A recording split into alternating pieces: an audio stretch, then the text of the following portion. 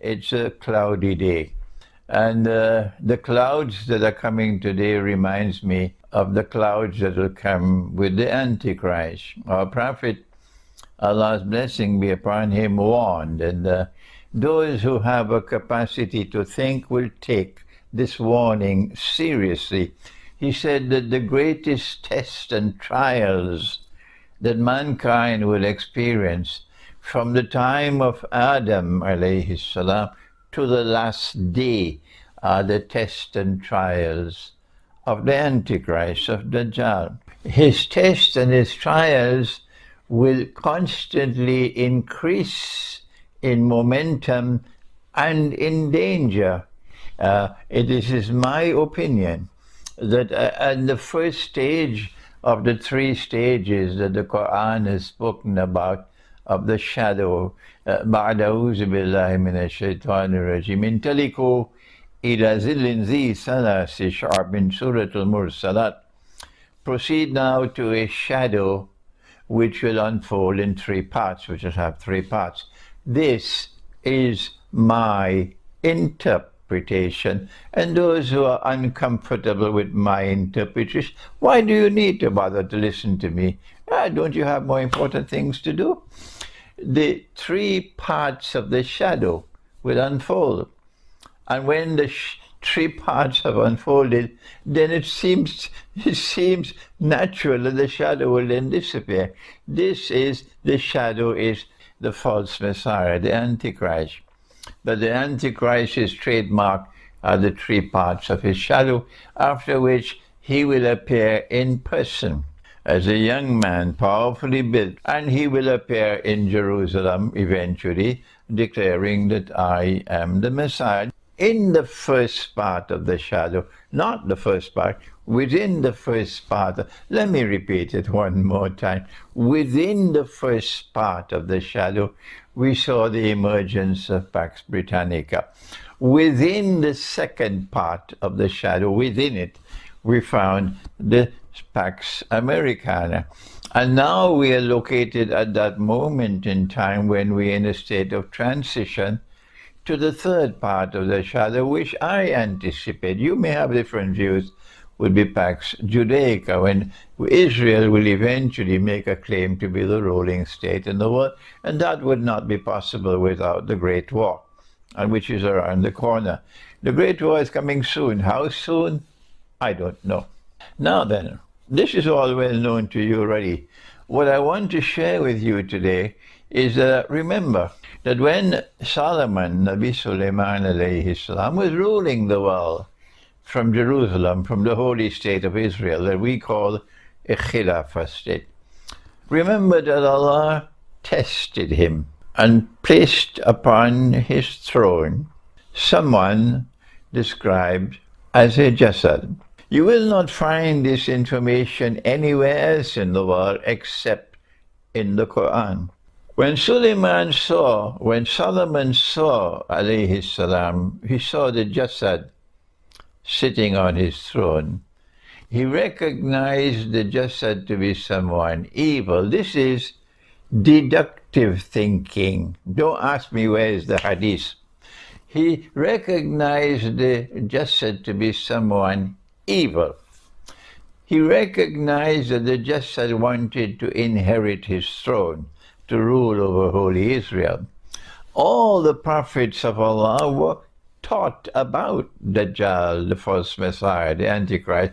So Solomon alayhi salam immediately recognized him to be Dajjal. This is my opinion. And he then made a prayer, a dua to Allah. For forgiveness, of course, because when you want to ask for something, you always ask after making a prayer for forgiveness. And then he prayed to Allah that none should be able to inherit his throne after him, and that there should be no kingdom after him which can compare with his. And then Allah responded. Shortly after Solomon alayhi salam died, the kingdom collapsed and has never ever been restored since that day. We want to analyze if I am correct, and only Allah can confirm that I am correct, because I am interpreting the Quran, but I have the right to do so. And if my interpretation is correct, it will survive. I will leave this world, but it will remain in the world because it will be truth. And if I'm wrong, tomorrow it will be forgotten. I have attempted to analyze the implications of the word jasad, a body without the soul that we have, a human soul. The human soul or the human spirit is blessed by Allah with the capacity to see, not just externally, but also internally. The capacity to hear, not just externally, but also internally. The capacity to use the heart to know, not just that which is conventionally known, but that which otherwise cannot be known. This is part and parcel of the gift of the human spirit that was breathed into the human being. And it is because of this capacity, this rational faculty, this capacity to think, this capacity to see what otherwise cannot be seen, this capacity for internal, intuitive, spiritual insight that the Quran refers to as basar. And Maulana Jalaluddin Rumi, rahimahullah, drinking from that fountain which came from Khidr alayhi salam, Jalaluddin Rumi, in his Masnavi, the punchline of all is that we need basar, internal, intuitive, spiritual insight, for such a man to be born who is like a Khidr, indeed the one with the capacity to think and to see, internally as well as externally. And this is what the jasad does not possess, because he has a different kind of soul, a different spirit. And when Nabi Isa alayhi salam kills the Antichrist, he will disappear. He will pass into non-existence. This is my opinion. Don't ask me where is the hadith. I have the right to think. If you choose not to think, then go your way and leave me alone. I don't know why do I have to keep pleading and pleading. Go your way and leave me alone if you're uncomfortable with my scholarship. What is the implication of Dajjal being described as a jasad?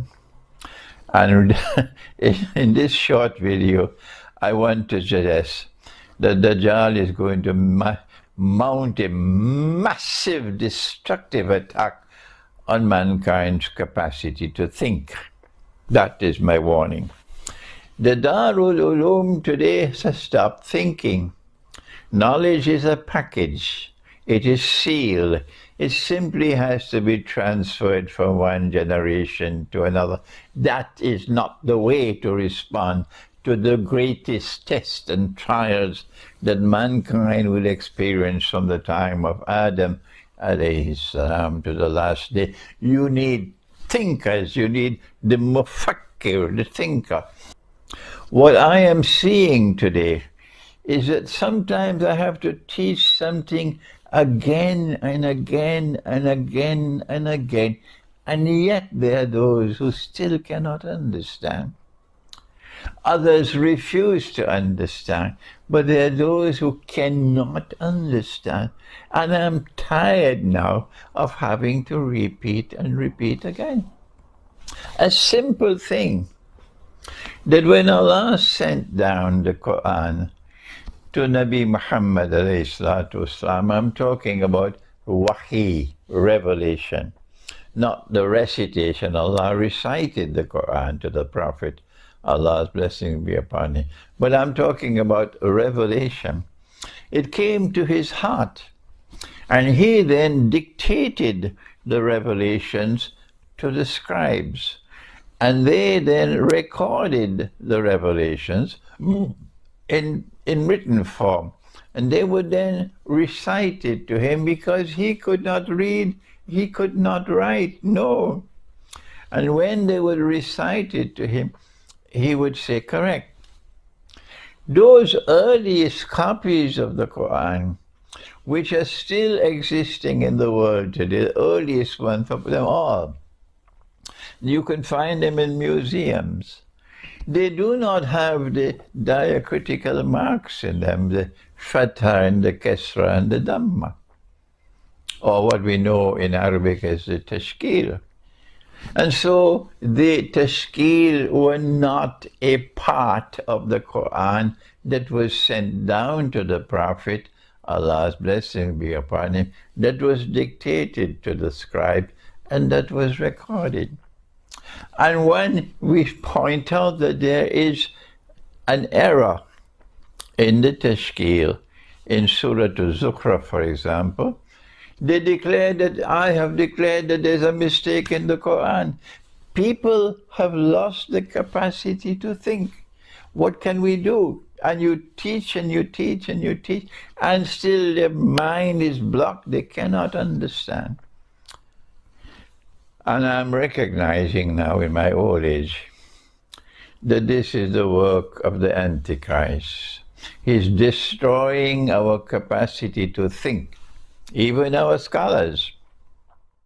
But that superpower was sometimes acting in tandem with the West. As you can see what happened in the war of 1973, when the Zionists were on both sides of the war. And that's why the war was taken to a draw.